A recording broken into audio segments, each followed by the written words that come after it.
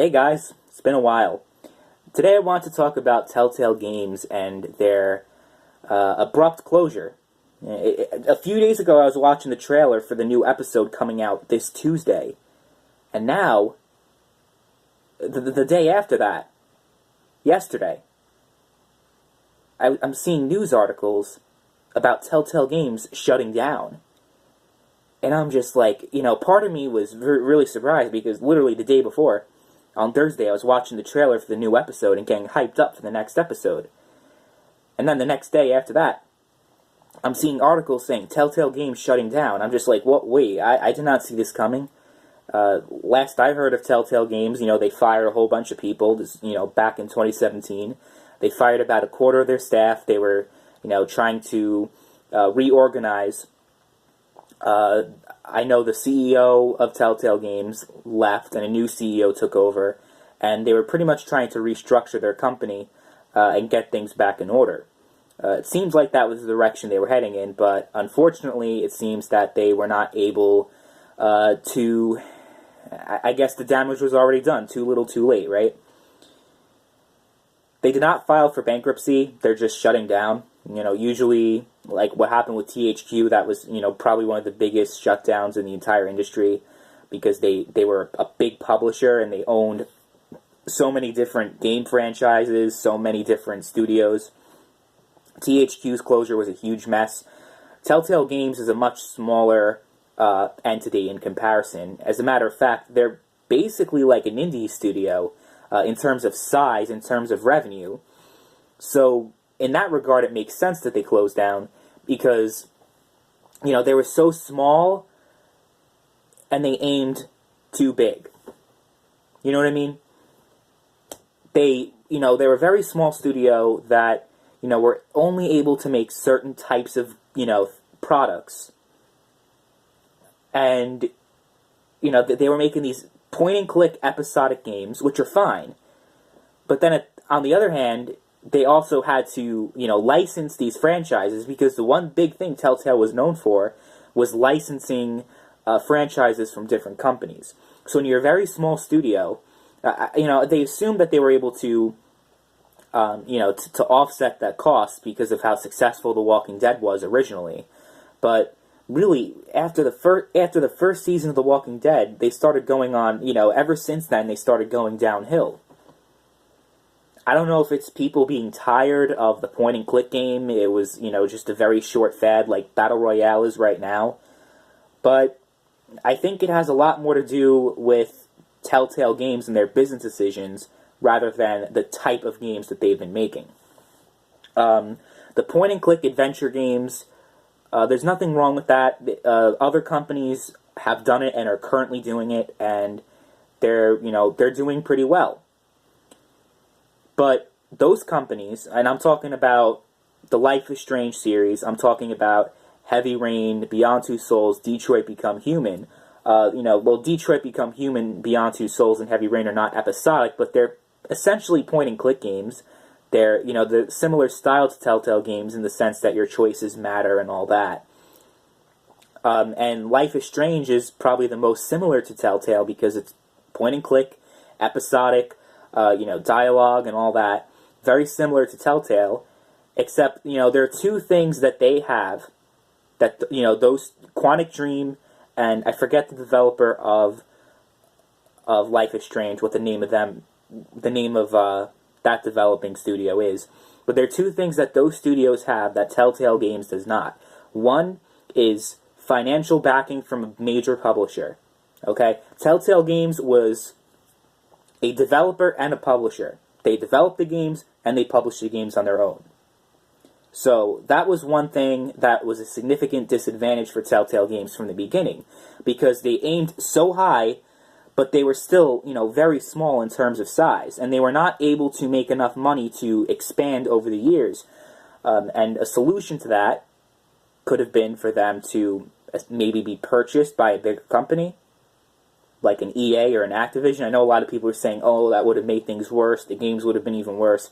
But they would have had more resources, they would have had more money, and, maybe some of the losses could have been offset by companies like EA being able to make sure that they would stay afloat, essentially.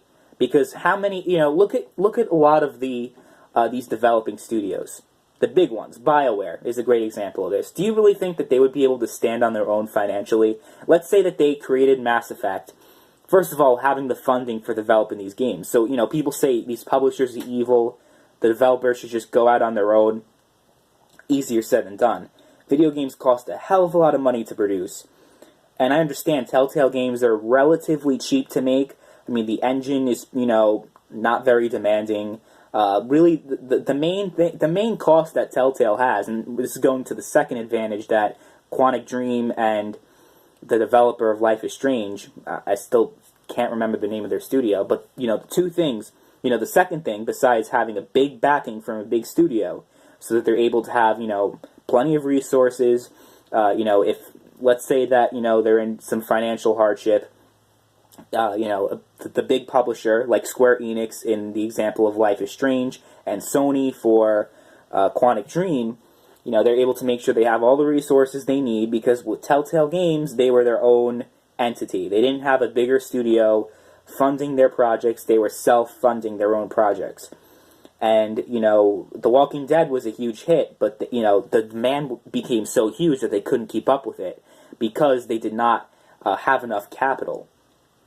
Now, with BioWare, they did have the capital to keep churning out games. BioWare, it was insane the amount of games that BioWare was churning out in the 7th generation. You had Mass Effect, then you had Dragon Age, then you had Mass Effect 2, then you had Dragon Age 2, then you had Dragon Age Inquisition. Before that you had Mass Effect 3, and then you had Dragon Age Inquisition, and, then they, kind of went on a downward slump.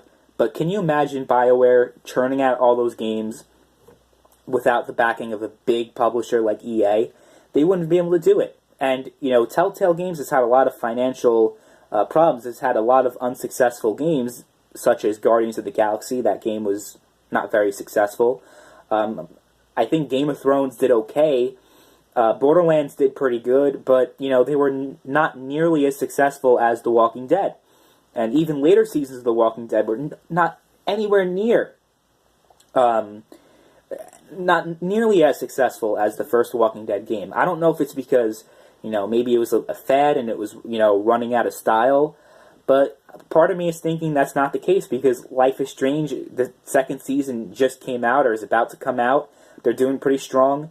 These episodic games, these point-and-click, narrative-focused games that don't really have strong gameplay elements in them, they seem to still be doing pretty good.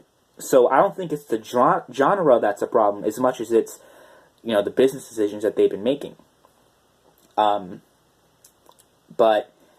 so the second advantage that I was getting at, that these two studios have over Telltale Games, they produce similar quality games, and they're doing so much better than Telltale Games. Besides the fact that they have Sony and they have Square Enix and they have these big publishing studios to give them all the resources they need, because Telltale Games, their games, let's face it, have not been up to par as of late.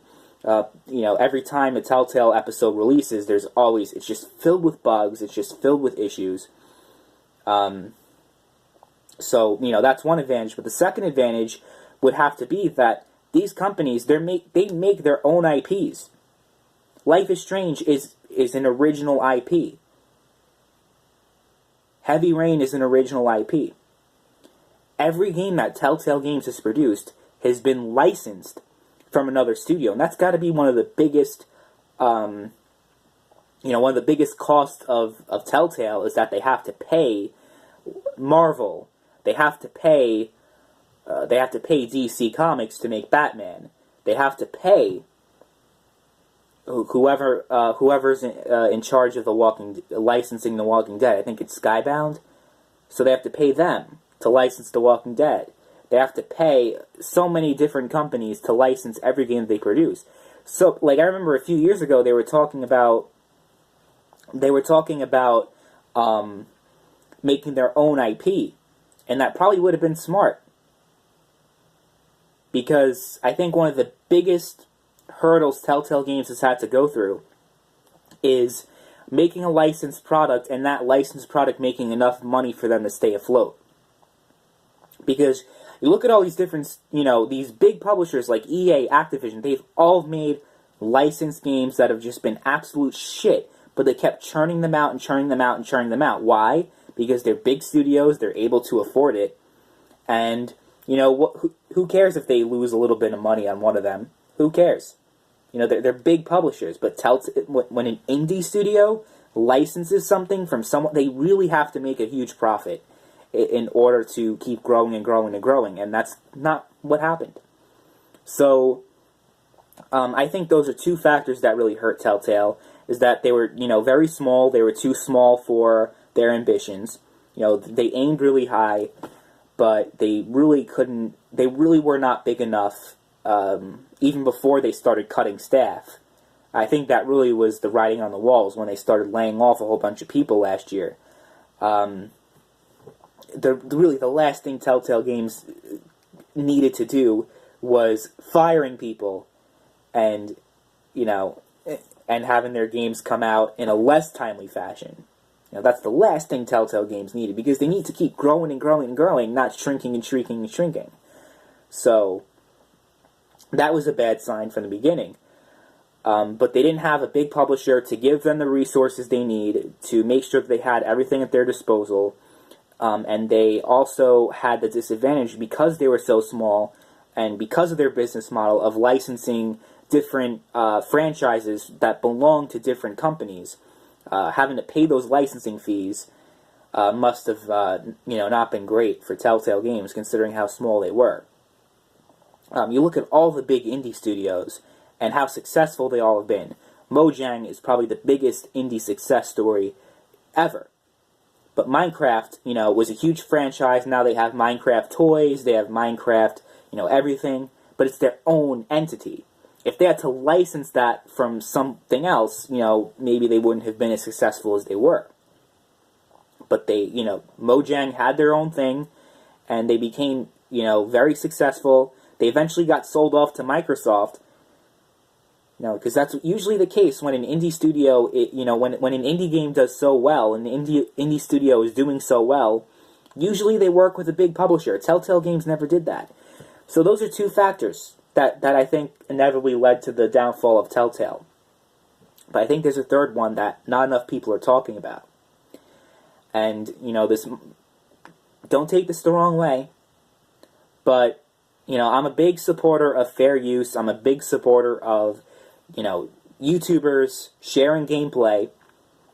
But, talking about the type of game that Telltale Games is making, I think this is another big factor that, might be the reason why their recent games haven't been selling well. YouTube. Now let me explain. We all know Telltale Games. We all know the type of games that Telltale Games make. They're point-and-click, episodic, narrative-driven games. Okay, so when narrative is the only, really the only aspect of a game, there's really no gameplay, there's really nothing that makes your experience with the game unique compared to another person. It's just narrative, narrative, narrative. You are less likely to want to buy the game if you could just watch the story on YouTube. I mean, be honest. To anyone watching this video, how many times have you, thought about buying a Telltale game, but then you just decide, oh, I'm just going to watch a YouTube video of the new episode, and that's just going to be my experience with the game, because the only thing that the game has is its story, and I could just see the story in its its full story, because literally the entire game is the story. There's no time that you can take to just play the game. I know there's some like point and click puzzles, but that's not really appealing to the average person. That's really it's just a way to kill time. People care about the story and nothing else. So when they see that they could just watch the story on YouTube, and I know, one thing people might be saying is, well, everyone has their different experience because everyone makes different choices. Yes and no. They're YouTubers that actually specifically make videos going through every single different choice and how the choice can have different outcomes on the story. So I think that really ended up hurting Telltale, having this YouTuber-friendly approach. And, I'm not even talking from a personal standpoint anymore. I know I'm a YouTuber and I'm supposed to be, speaking positively about YouTube and how great it is for the industry. But if you want to look objective here, it was probably a really bad thing for Telltale Games, because the only thing they had, you could just easily access on the internet and not pay a dime for it. Meaning their story. You know what I mean? I think them taking this YouTuber-friendly approach, giving YouTubers first access to the game, and allowing them to post the game on YouTube 2 days before it comes out to the general public, was probably a big mistake on their part. It was probably a huge mistake. Because I think, I've done it before. I want to know what the story is. I want to know, what happens. I end up watching what happens in YouTube because, you wait a month, 2 months, 3 months at a time between each episode. So you just, eat every day that you don't know what happens in the next episode. It's just the more it kills you. It's like, like with a TV show. Let's say you're a huge fan of The Walking Dead. The TV show, meaning the AMC series. If you find out that, the Walking Dead premiere comes out, I think it comes out October 20-something. But let's say you find out that it comes out, that you can watch it tomorrow if you want to, earlier. You would want to watch it earlier, right? And Telltale Games doesn't really have the gameplay that that makes people buy the game. Like, you could watch what happens in the story of the Spider-Man game that Insomniac Games just came out with, but you cannot swing around on, you can't have that experience on YouTube. But with Telltale Games, you could pretty much have that experience and experience everything. You know what I mean? So I think those are the three things that really put the nail in the coffin for Telltale Games. One, not having enough resources to fund all their projects. Two is, because of how small they were, the business model approach that they had, which was just licensing a whole bunch of different franchises from other companies, while the numbers weren't showing that was really a smart business decision, because they weren't growing, they were shrinking, and they were still licensing these franchises from big studios that probably charged a lot of money for them to license those products. And then third is that, considering the type of game that it was, a lot of people would just look up the thing on YouTube, and then that would be that.